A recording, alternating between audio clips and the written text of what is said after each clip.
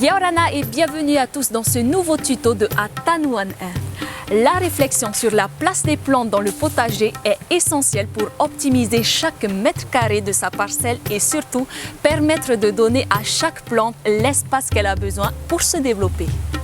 L'accès à la lumière et à l'eau doivent être anticipés car ces deux facteurs sont des éléments clés de la production des feuilles et des fruits.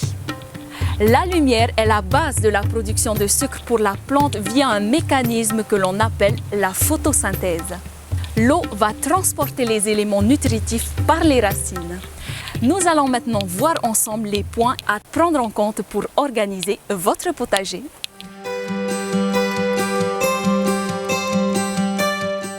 La plante a besoin de lumière pour sa photosynthèse, mais doit-on les mettre en plein soleil? Bien, les besoins en lumière sont différents suivant les espèces ou leur âge.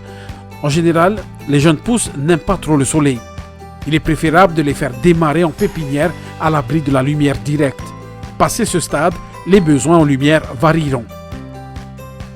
La tomate, l'ananas, les pastèques, qui sont des plantes de soleil, n'auront pas les mêmes exigences que la vanille, le cacaoyer ou le mangoustan, qui sont des plantes d'ombre. Certaines plantes du potager comme la carotte, les salades, les choux, les haricots accepteront une partie de la journée à l'ombre d'un mur ou d'un arbre. Il est important de connaître les zones d'ombre produites par les murs, les haies ou les arbres sur les potagers au cours de la journée et des saisons. Les plantes de soleil situées à l'ombre ont toujours tendance à s'étirer pour chercher la lumière et seront donc souvent moins productives. Souvent dans mon potager quand il fait chaud, je m'aperçois que les feuilles de mes plantes changent d'aspect. Pourtant, ce sont des espèces de soleil. Comment l'expliquer? Le soleil et la chaleur entraînent une forte transpiration. C'est un phénomène normal. Le soir, elles doivent retrouver leur aspect habituel. Pensez à arroser régulièrement, de préférence en fin de journée au pied des plantes.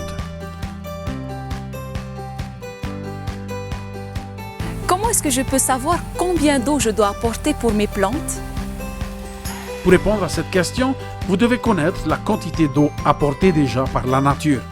Un outil simple et pas cher existe, le pluviomètre. Cet appareil sert à vous indiquer combien de litres d'eau il a plu par mètre carré et s'il sera nécessaire d'arroser votre potager. Si votre pluviomètre indique moins de 5 litres par mètre carré, n'oubliez pas d'arroser vos plantes. Donc, quand je vois 9 dans mon pluviomètre, je n'ai pas besoin d'arroser pendant plusieurs jours? C'est ça, Eva. Il faut quand même t'assurer que tout ton potager a bien reçu 9 litres par mètre carré. Certains endroits à l'abri d'un mur, par exemple, pourront être plus secs. L'emplacement du pluviomètre est donc important. De même, certains sols ont une capacité de réserve en eau plus importante que d'autres. Par exemple, les sols avec beaucoup de matière organique ou d'argile retiennent plus d'eau que les sols sableux. Ces éléments indiquent où mettre les espèces gourmandes en eau, comme le potas, le concombre, ou à l'inverse, les espèces qui résistent au manque d'eau, comme l'ananas, le romarin, le thym.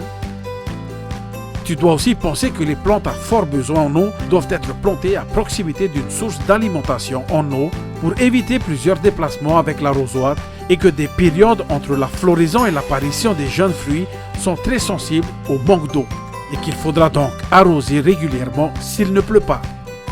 Quels sont les risques en cas d'excès d'eau pour mes plantes? Eh bien, une grosse pluie après une période sèche peut entraîner l'éclatement des carottes, des tomates, des patates douces. Dans un sol inondé, les racines alimentent mal la plante qui produira moins. Alors si tu es situé dans une zone où il pleut beaucoup, tu peux créer des buttes ou des fossés qui faciliteront le drainage de ta parcelle. L'eau et la lumière sont donc à la base d'une bonne production des plantes dans le potager. Avant la plantation, prenez le temps de bien réfléchir à leur emplacement pour assurer une bonne production en fruits et légumes.